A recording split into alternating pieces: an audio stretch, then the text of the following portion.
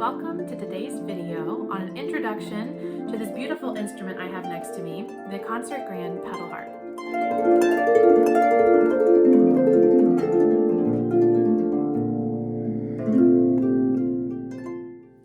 My name is Amber Coppin, and I teach harp at Appalachian State University and also at the Canon Music Camp. And I'm very excited to share a little bit about this beautiful instrument with you today.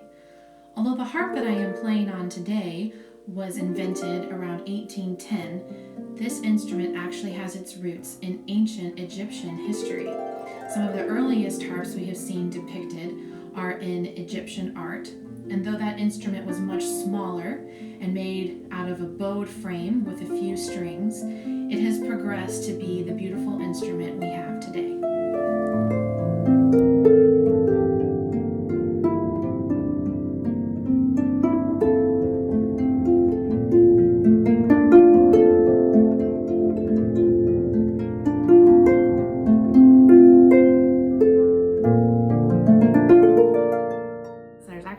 Some really interesting history surrounding how this instrument came to be, with two dueling piano companies that wanted to come up with the next greatest pedal harp that could actually play all the chromatic pitches of the scale. And one company hired Debussy, the other company hired Ravel to write pieces for their finished product. So that's a really fun piece of harp history and might be interesting for you to look into a little bit more if you're really intrigued.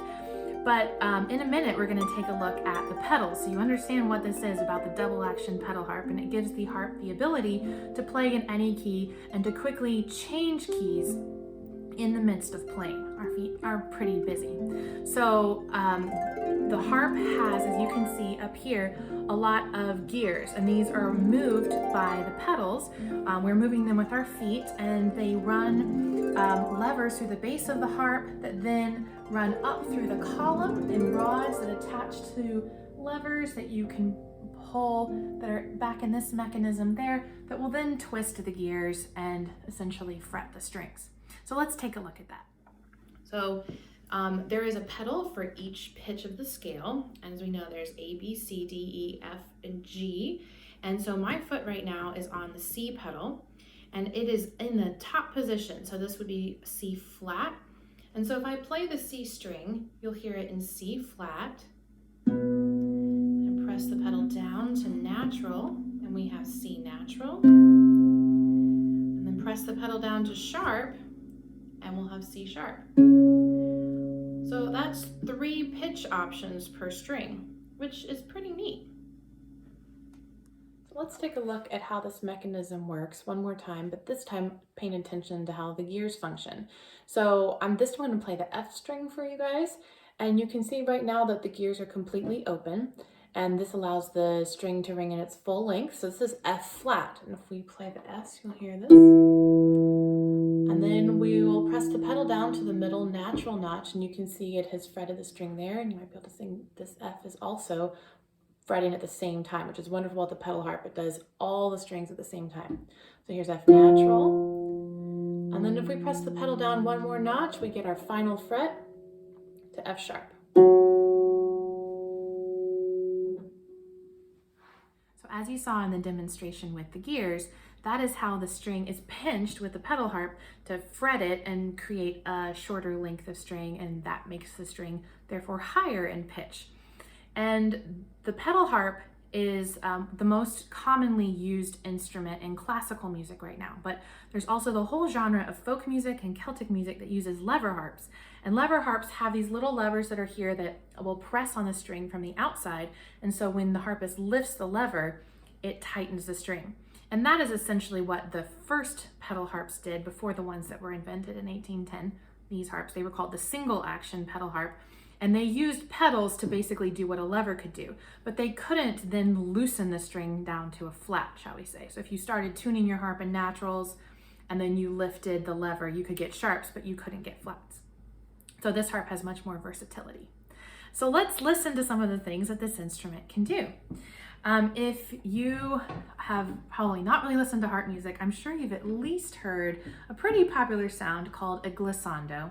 It's used as sound effects and in orchestras. And when I was little, we used to listen to audiobooks on tape. The sound to turn the page was this. And that is such a magical sound that is very unique to the harp and something that not really any other instrument can do just as well as this one can. So we have, of course, our glissandos up the instrument and down, and they can be slow and magical like that, or we can actually be pretty quick and rhythmic and zesty with them, shall we say. And if I set my pedals in different combinations, I can get some different sounds. So that's one of my favorite combinations, but we can also get some other ones. All of those sound really open and very pleasing to the ear in a kind of uplifting, perhaps, or again, to use the word magical sound. Then we can get some wonky sounds too. Sounds a little bit more like something crazy is coming. And you can use short little glissandos. I did those with the back of my nails. Or you can do ones really up high. Right, there's all kinds of great sound effects that you can do with glissandos. Another thing that the harp is really well known for is all of its big arpeggio runs. So this would be when we are playing notes in the chord. Say if you're familiar with guitar or piano and you're playing a triad or a seventh chord, if we have 4 notes in a chord, right? So let's talk with our basic one. We have a C chord. So those would be C, E, and G. And you're just playing all the C's, E's, and G's of the harp. Of course, those can be played really nice and slow, or perhaps really fast. Right? Sounds like a punctuation mark on the end of a sentence, and is often used like that in orchestral music or chamber music. Another big time all these arpeggios are used are in big opera arias. So if you've ever been to the opera and you hear the soprano singing and lingering on these beautiful high notes, probably underneath there's some harpist going, waiting for her, to get that beautiful swelling and rich sound. So those are some of the most classic things you've probably heard a harp do, even if you're not as familiar with the instrument. And then just to talk a little bit about how we get these sounds, you know, for glissandos, it's pretty simple. Everybody can sit down at a harp and play a pretty nice glissando. But you just use one finger and use the strength of your hand to support that finger and just press in and make sure you're really making good contact with the string as you slide up the harp. Same thing for going down. We use our thumbs, kind of like a A-OK, and just press in. Might be easier for you to see that with my right hand, etc. So pretty easy technique for the glissandos. Now arpeggios are using a little bit more sophisticated mechanism going on with our hands. So we always like to keep our hands nice and curved because this gives you the greatest amount of control and power, because a curved joint is really a strong joint. So we keep all of our fingers nice and curved, and the goal is to get from being on the string to the palm. So we're not actually plucking or pulling out. That's a misconception of what harpists are having to do, because if you do this, you actually build up tons of tension in your hand that is uncomfortable, can cause stress injuries down the road. But we're just working on getting those fingers to pass through the string with a beautiful sound and relax into our palm. So we would press in, and then we leave the string so that that sound can just vibrate and fill up the room, and there's nothing in the way of the vibrations leaving and going out to the listener. So if we can do it the left hand too, you can see what it looks like from this side.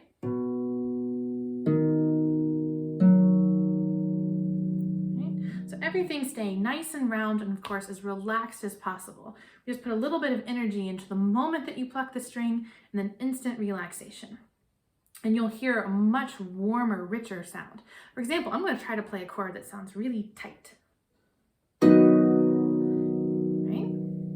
was tight in my hands, I was tight in my fingertips.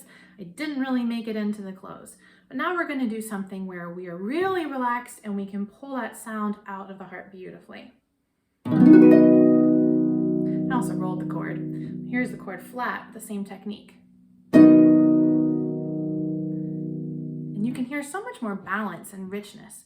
So that's one of the number one things that it's really important to stress to a new student, is that you approach the instrument with all the relaxation that you can have, except for that one tiny moment that you fire the pressure to close into your hand.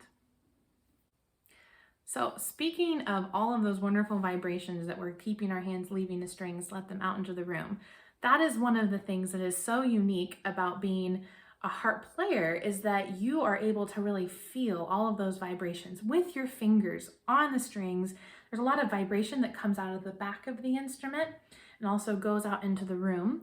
And because of that, it is one of the most common instruments to be used in music therapy, because there have been a lot of studies on the benefit of vibration and sound on calming patients that are stressed for any reason. And so as the player, you get to feel all those vibrations as you're sitting here holding the harp, but then your fingers have complete control over the level of sound production you are making, the quality of that sound. And so you feel very connected to the instrument when you're playing it, and it's a very rewarding experience. And, it's rewarding as a music therapist. I've had wonderful experiences being able to play for people in the hospital or in other situations where they may be struggling with memory loss or Alzheimer's or even arthritis. And it can be a very therapeutic experience for people that are struggling with those things to be able to play the instrument. And then also, of course, as I said, it's very commonly used in classical music, in the concert halls, and as a symphony instrument. And that's where you will most likely see this type of harp. But then there's also a lot of folk music that uses lever harps. And the folk and Celtic tradition is very strong, especially in certain communities, and people will get together and just jam and have a wonderful time playing the classic tunes that they are really familiar with, bluegrass too as well. It's a wonderful experience to get together and jam with some people. And I do have a lever harp, and I love getting to use it in those settings. It's really fun. It's also a little smaller and therefore a lot easier to transport. So that's a benefit as well. And this instrument, as well as the folk harp, are showing up a lot more now in certain pop and even rock albums. And it's really neat if you listening and you're like, oh, what's that sound? I didn't expect to hear a harp on this album. But the harp is really gaining traction, and that's wonderful, and it has a wonderful set of uses. So if you've heard anything in this video that makes you think, wow, I'd really like to learn more about this instrument, or I'd love to give it a try, I'd love to be able to play the harp, I'd be so happy to talk with you or answer any questions that you might have. So please feel free to reach out and contact me, and I look forward to talking to you.